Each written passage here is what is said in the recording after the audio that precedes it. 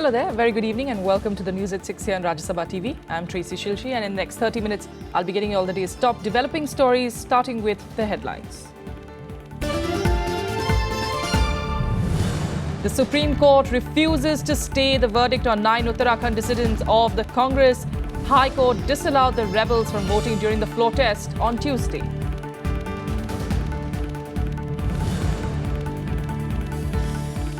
Congress demands apology from the Prime Minister on his reference to Sonia Gandhi in the Augusta Westland case during a campaign speech. Rajya Sabha is adjourned over repeated protests.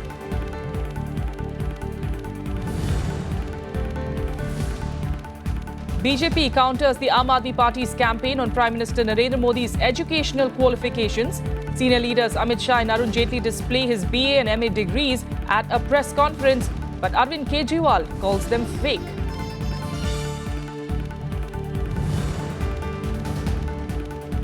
And North Korea expels detained BBC journalist, claims that he insulted the dignity of the authoritarian country while reporting on the party congress that he had been invited to.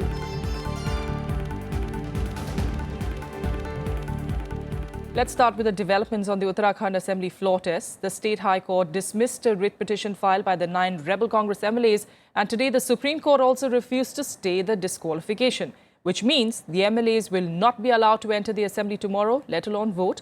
And this comes as a huge relief to the Harish Rawat-led Congress that is hopeful of re-establishing its rule in the state after the floor test.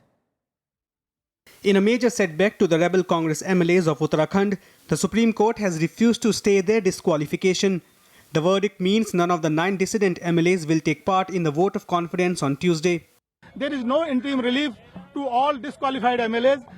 They cannot participate in the floor test to be conducted tomorrow from 11 to 1 as per the order passed by the Honorable Court on 6th May 2016. Earlier in the day, the Nainital High Court barred the MLAs from taking part in the floor test. High court का फैसला सही फैसला हम मानते हैं क्योंकि संविधान में जो अधिकार स्पीकर को दिए गए हैं उन्होंने उन अधिकारों को मानते हुए अपना फैसला सुनाया है संवैधानिक है with in the law of the land है कोर्ट के निर्णय के ऊपर हम नहीं रहना पहले है ना आज हम तो विधायकों के निर्णय पर काम कर रहे हैं और हमें उम्मीद है कि विधायक इस भ्रष्टाचारी सरकार को माफियाओं के सरगना मुख्यमंत्री के खिलाफ वोट डालेंगे. The Uttarakhand Assembly has 71 seats. With the 9 rebels barred from the voting, the numbers come down to 61. That means former Chief Minister Harish Rawat will have to prove the support of 31 lawmakers in Tuesday's trust vote. हमारे साथ न्याय होगा इसका हमको पूरा भरोसा है और आज भी न्याय हुआ है आगे भी न्याय होगा और कल भी हमको न्याय मिलेगा इसका मुझे पूरा भरोसा है विधानसभा के पटल से भी हमको न्याय मिलेगा. मुझे आज मैं तो चाहता हूं कि विधानसभा भंग हो क्योंकि बहुत अगर हम 9 लोग सदस्य नहीं रह गए तो 62 की स्ट्रेंथ है बीजेपी 28 और कांग्रेस 27 है तो 2-3-4 वोट के मार्जिन पे कोई सरकार कैसे स्थायी सरकार चलेगी. तो राज्यपाल का अधिकार है सर विधानसभा भंग होनी चाहिए और चुनाव होने चाहिए. The centre charged the Congress with playing cheap politics to remain in power in Uttarakhand. नया मॉडल शुरू हो गया. You disqualify your opponents, you disqualify dissent, and then qualify to have majority. एक नया लोकतंत्र है, कांग्रेस का नया लोकतंत्र है. The Supreme Court had on Friday ordered a floor test to be conducted in the Uttarakhand Assembly on May 10th. Rawat was Chief Minister of Uttarakhand till the BJP-led centre imposed President's rule in the state on 27th of March. Bureau Report, Rajya Sabha TV. The opposition Congress sought to corner Prime Minister Narendra Modi in Rajya Sabha on Monday and demanded his apology for allegedly using the Augusta Westland row as an election instrument. The Congress also pressed for the Prime Minister's statement in Parliament on the issue. The government refuted the allegations though and called the Congress's protest a diversionary ploy. As the Congress escalated the offensive against the government, proceedings of the House were disrupted, leading to several adjournments through the day. The Augusta Westland row resonated in the Rajya Sabha on Monday, triggering protests by the Congress members. Leader of Opposition Ghulam Nabi Azad and Deputy Leader of Congress in the House Anand Sharma led the charge against the Prime Minister. Azad accused Prime Minister of using the deal to malign the Congress ahead of the Assembly elections in the 5 states and demanded an independent probe into the matter. Anand Sharma also demanded the Prime Minister's apology over allegations during an election rally that an Italian court had named Congress President Sonia Gandhi in the Augusta Westland chopper bribery case. Sir मेरा आखिरी question ये होगा कि इसकी inquiry पूरे जांच जो हो रही है वो सीबीआई के द्वारा हो रही है, जिस और सीबीआई माननीय प्रधानमंत्री जी के अंदर आता है, और अगर प्रधानमंत्री जी ही इस तरीके की भाषा का इस्तेमाल करेंगे तो सीबीआई जाहिर है प्रभावित होगी। इसीलिए हमने पहले दिन से ही कहा कि अगर निष्पक्ष जांच करनी होगी, ट्रांसपेरेंट जांच करनी होगी तो Supreme Court monitor CBI inquiry करनी चाहिए। Minister must come. No, now listen to me. And substantiate the statement that he has made. Now listen to me. He is the Prime Minister of India. No. Dismissing the charges, Minister of State for Parliamentary Affairs Mukhtar Abbas Naqvi clarified that the Prime Minister had only repeated the Italian court's findings and did not make any policy announcement outside Parliament. Naqvi also reiterated the government's stand that the guilty in the Augusta Westland case would be punished. प्रधानमंत्री जी ने वही जो कुछ कहा है जो पूरी दुनिया जानती है, जो इटली की अदालत ने कहा है, जो उस दिन चर्चा में आई है बात, इसलिए कोई नई चीज नहीं। और प्रधानमंत्री जी ने कोई पॉलिसी अनाउंसमेंट नहीं किया है। अगर इतना सा एबीसीडी भी ज्ञान होगा कि अगर कोई मिनिस्टर या प्राइम मिनिस्टर पॉलिसी अनाउंसमेंट करते हैं आउटसाइड ऑफ दी हाउस, जब सेशन चलता रहता है तो नहीं कर सकते। ये तो इलेक्शन रैली की स्पीच है। Deputy Chairman PJ Kuran also clarified that the chair cannot take cognizance of speeches made outside Parliament. The statement which is attributed to the Prime Minister is alleged to have been said out, which if he said is outside. It's a political speech. What the chair can do? If something is happening. The Congress members, however, continued their tirade against the Prime Minister and demanded his apology. 0 hour and question hour became casualties as the Congress members trooped into the well of the House. The chairman urged the members to allow the House to function to no avail. 30 to 36 members raised issues during question hour. That makes a total of 45 members of the House. Even in the post-lunch session, chances of reconciliation appeared bleak as the opposition and the Treasury benches traded verbal blows. Repeated pleas by the Deputy Chairman to allow the House to function went unheeded. Therefore, I am handicapped.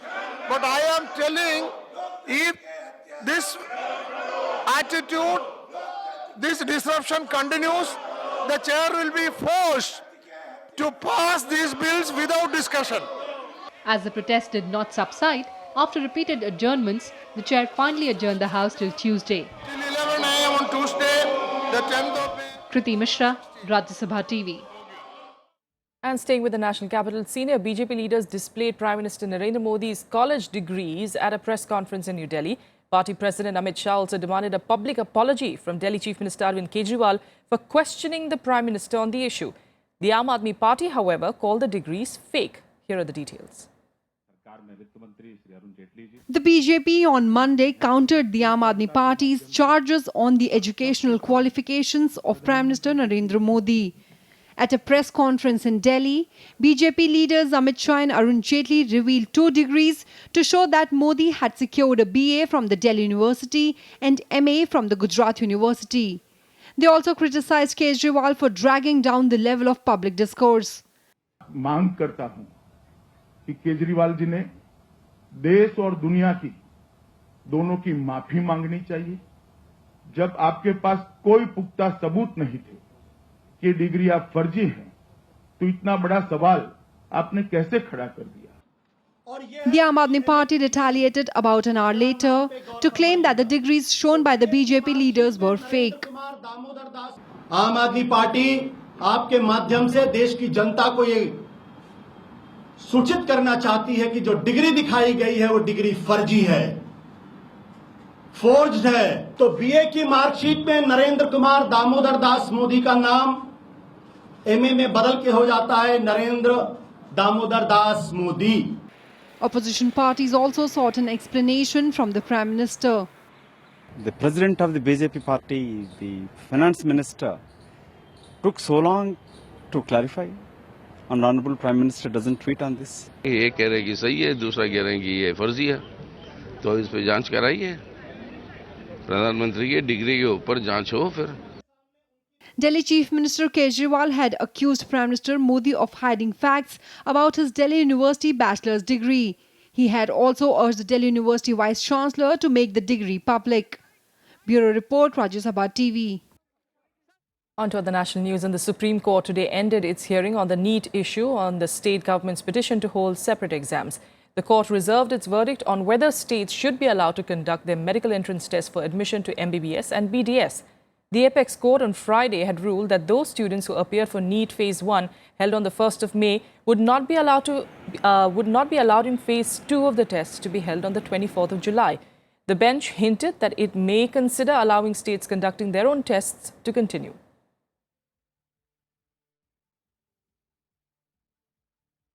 Nepal today dismissed rumours as baseless that the government was considering the expulsion of Indian envoy Ranjit Rai.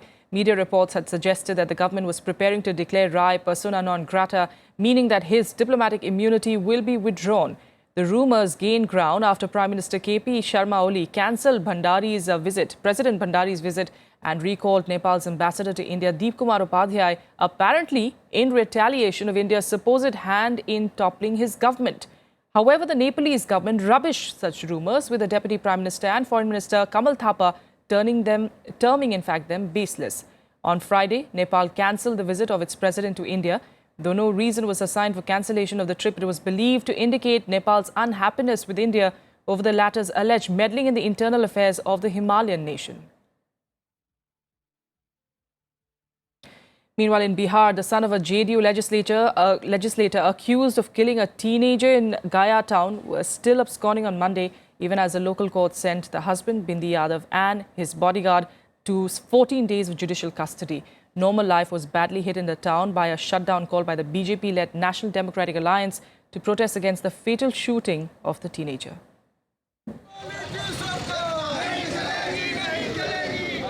Gaya came to a halt on Monday after the instance of extreme road rage in which the son of a JDU MLC shot dead a student. All commercial establishments were shut after the BJP called for a bandh. Similar protests are being organized all across the city.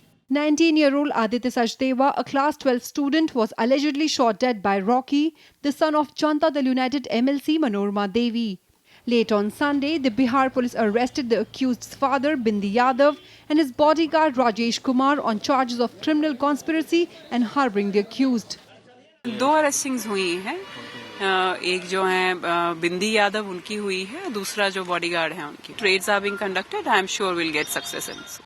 On Monday, a local court sent the father and his guard to 14 days judicial custody, but the suspect is still missing. आज तक भी मेरा जो भी FIR हुआ है police प्रशासन के किया, कोई एफआईआर पब्लिक नहीं किया हम तक. राजनीति के तहत खत्म फंसते जा रहे हैं. The incident has taken political overtones.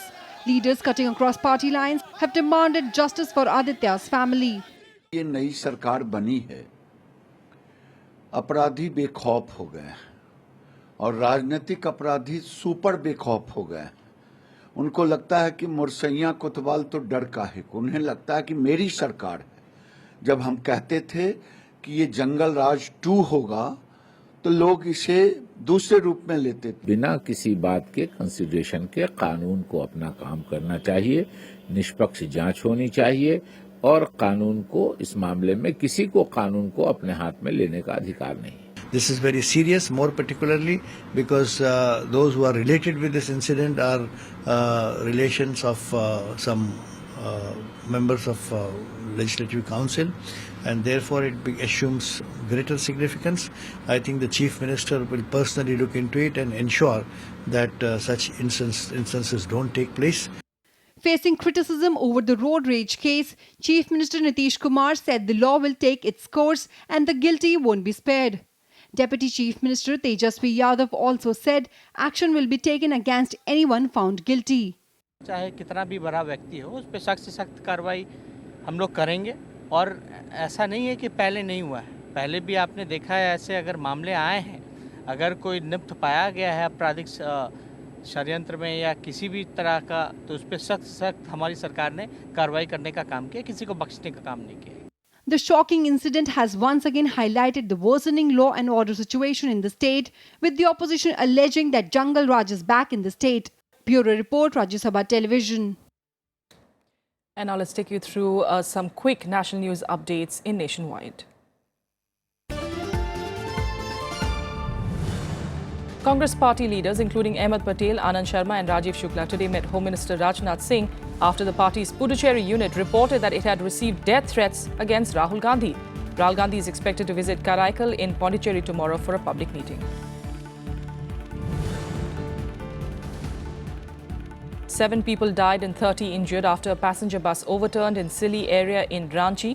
The bus was carrying a marriage party and the incident took place about 45 kilometers from Ranchi. Heavy rainfall in Tharali Tehsil of Uttarakhand's Chamoli district has caused widespread chaos and damage across the region. At least 6 vehicles parked on the road got buried under the debris. There were also no reports of casualties. However, rescue and relief operations have been slow due to continuous rain. The second royal bath of the month-long Simhastha Mela began early today. The sea of devotees congregated to take part in the Snan. A large number of central and state security personnel have been deployed to manage the crowds. Without a quick break here, we'll be back with the international news in a bit. Stay with us.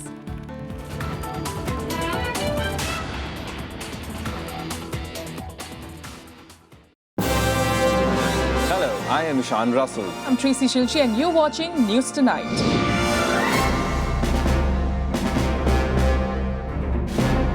Together with the team of our dedicated professionals from across various fields. This is Shyam Sundar, Vishal Dahiya, Akhilesh Suman, Frank Pereira from Beijing, China. Kriti Mishra for Rajya Sabha Television.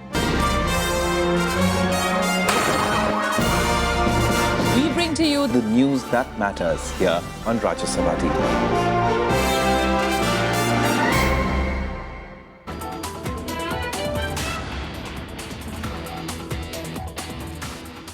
Welcome back. Let's get to international news. In North Korea on Monday expelled a BBC journalist days after it detained him for allegedly insulting the dignity of the authoritarian country. Rupert Wingfield Hayes, a producer and a cameraman, are now on their way home after being questioned for 8 hours by North Korean officials and made to sign an apology statement. He has also been told not to return to the reclusive state. Here are more details. North Korea expelled BBC's Tokyo correspondent Rupert Wingfield Hayes 3 days after he was detained in the capital. He is alleged to have shown disrespect, distorting facts and realities, and speaking ill of North Korean leader Kim Jong-un. The reporter was also asked to write an apology, but he will not be readmitted into the country. The BBC team was in North Korea ahead of the Workers' Party Congress and had covered an earlier trip of Nobel laureates. Press freedom advocates condemned the latest incident. We're not going to make any statements now or interviews. We're obviously very glad to be out. We're going to go talk to our bosses now, but just relieved to be out. Thanks. The developments came on the third day of the Workers' Party Congress in Pyongyang. It is the first such event in the country for 36 years. Apart from party workers, more than 100 international reporters are in the country, although they have been prevented from actually covering the proceedings. On Sunday, leader Kim Jong-un declared he would not use nuclear weapons unless his country's sovereignty is threatened. However, China played down his pledge, claiming that his pursuit of atomic arms was dangerous. 我们对半岛核问题的立场已经重复多次，没有变化。我想说，实现朝鲜半岛无核化，维护半岛和平稳定，那么通过谈判， 결코 핵 보유국으로 인정하지 않는다는 것은 우리와 국제사회의 일관된 입장입니다. 정부는 강력한 제재와 압박을 통해서 북한이 핵을 포기하도록 계속 노력해 나갈 것입니다. The political gathering formally endorsed Kim's policy of expanding the country's nuclear arsenal. Although the leader claimed it would not use the weapons unless attacked and will work for global denuclearization, the international community and the United Nations have long demanded an end to the North's nuclear and missile programs. Bureau Report, Rajya Sabha TV. A pall of gloom hung over Athens as Greeks expressed disappointment after the government passed a social security bill of unpopular pension and tax reforms in Parliament. The measures are needed to unlock further international bailout money to be discussed at a meeting of Eurozone finance ministers later in the day. But they are unpopular with Greek anti-austerity campaigners and unions. Greek Prime Minister Alexis Tsipras has said that it was time to end the vicious cycle of cuts and to start talks with Eurozone on debt relief. Δεν ξοδευτούμε καθόλου. και το ασφαλιστικό ήταν ότι χειρότερο μπορούσε να γίνει. Θα κλείσουν όλες τις επιχειρήσεις και πολλές θα μετακομίσουν στη Βουλγαρία και Κύπρο. Να σας πω τώρα, δεν περιμένω και πολλά πράγματα, γιατί πιστεύω ότι δεν υπάρχει επιστροφή σε κάτι καλύτερο. Βέβαια δεν μπορώ να πω ότι όλο το φταίξιμο είναι της τωρινής κυβέρνησης.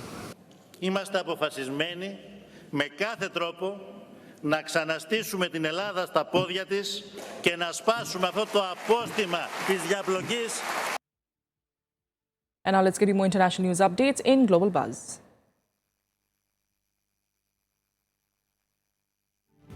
The Fort McMurray wildfire is still spreading in Canada. Authorities say that only a massive amount of rain can now bring it under control.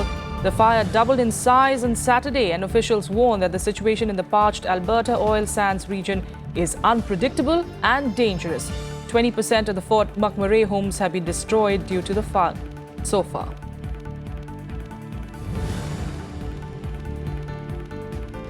Close to 55 million voters cast their ballots in the Philippines presidential election.